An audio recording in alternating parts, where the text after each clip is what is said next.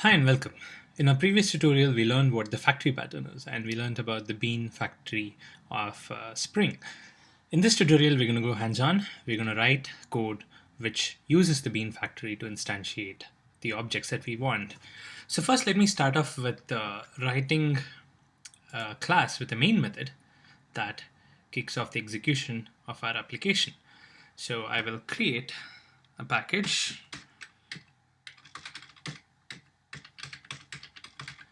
and a main class. I'll call this the drawing application, and I need a main method.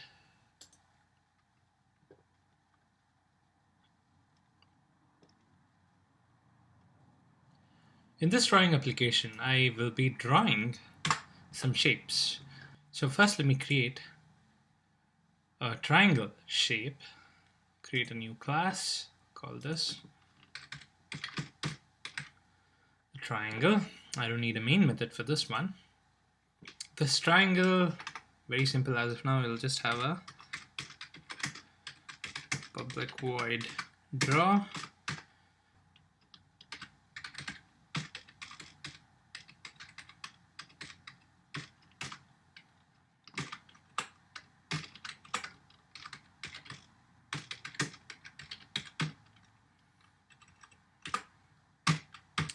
Okay, it just prints out that a triangle has been drawn. Let's save this. Now in my drawing application, first what I'll do is I'll not use the bean factory. I'll just say triangle equals new triangle. I'm going to use the new, and I will instantiate it just as if I would use it without using Spring. So if I say triangle dot draw, it's going to print that statement which draws the triangle. There you go, it draws a triangle. But here we're not using Spring, so let's use Spring now. In order to use Spring, I will comment this out. See, now we will not be using a new command here. We're not going to instantiate the triangle object ourselves. We'll ask the bean factory to do it. So let me instantiate the bean factory first. I'll say bean factory equals new. Okay, I need to provide an implementation of the bean factory. There are different bean factory classes available. The bean factory is the interface, and there are different implementation classes. I will use the XML bean factory, and the use of the XML bean factory is that it'll configure the bean factory using an XML file. Earlier I told you that the bean factory reads the blueprints of the beans from a configuration file. I plan to use an XML file in this example to provide the configuration to Spring. So in order to read that XML file, the bean factory has to be an XML bean factory. So the XML bean factory reads an XML file. So I'll create an instance of the XML bean factory. So there are different types of bean factories depending on how you specify the configuration. You can use the corresponding bean factory. Since I happen to be using an XML file in this tutorial, I will use the XML bean factory here. So the XML bean factory takes in an argument, which is the actual resource where I have my XML. So I'll create a new file system resource. And this file system resource will be, let me call it spring.xml. I have to do the imports here. I will import XML bean factory from org.springframework.beans.factory.xml. So this is the class that I'll be importing. And the file system resource is again a Spring object. It's Spring Framework core.io. And the bean factory is from Spring Framework's bean factory. Okay, I have all the imports in place. Now I have my bean factory here. Now this bean factory reads from an XML file. We need to provide this XML file. So let me just go here and right click, create new XML file. Let's say other, Scroll all the way down till you see this XML node here, and I'll create a new XML file. Press next. We'll call this spring.xml, since this is the name that I've given there. And I'll say finish. Okay, and we go to the source. This is a blank XML file. Now in this XML, I need to provide the blueprint for the bean that I need to instantiate from this drawing app. So I need to tell Spring saying, hey, I need a triangle object, and it has to be instantiated. So here what I'm going to do is first I need to have the doc type line here. In order to get the doc type line, what you can do is head over to the Spring jars that you've downloaded. Here you have a projects folder. So inside this projects folder, you can search for this XML. I will search for application context.xml. Here you get a lot of sample XMLs that we can use. I'm just going to pick one, and I'm going to copy this doc type line. In fact, let me copy these two.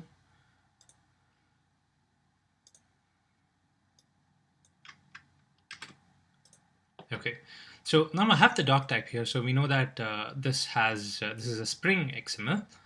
Now what we're going to do is we're going to define all the beans that we want. I'll have a beans node, and inside this beans node I can define as many number of beans as I want. I just want one bean in this case, which is a triangle. So I'll say bean ID equals triangle. I need to give an ID for my bean, and let me come to the reason why in a minute. So the other thing that I need to provide is a class. Class equals org.kaushik.javabrains.triangle. Typo here. Okay, so this is all it takes. So now what have I provided here? I have provided two values. One is the ID of the bean, and the other is the class of the bean. The class of the bean we have to provide, it's obvious, because the Spring Factory needs to know which class it needs to instantiate the object from. But what is this ID here? The ID is the reference to this particular bean. Every bean will have an ID. So what's going to happen is now when I save this, in my application, in any class in this Spring application, I can instantiate a new bean factory and say, hey, bean factory, give me the bean triangle. And then what the bean factory is going to do is it's going to go to the Spring XML and it's going to look for a bean definition with the ID triangle, and it's going to instantiate the corresponding class. So what's going to happen here is now I need to say bean factory, get me the bean triangle. So what I need to do is I need to say factory dot, there is a method called getBean, and then this takes a string argument in which I pass the ID of the bean that I have configured here. So I can have any number of beans over here. So depending on the ID, I can tell the factory what exactly is the bean that it needs to get. So now this factory, factory.getBean is going to get me the object. So I need to have an instance which will catch this object. So I'll say triangle equals. Now since it's an object, I need to cast it. So the object that the factory.getBean is retrieving for me is cast into a triangle object, and then I assign it to my local triangle variable. And then now I do a triangle.draw for this local variable. So note that I'm not doing a new triangle.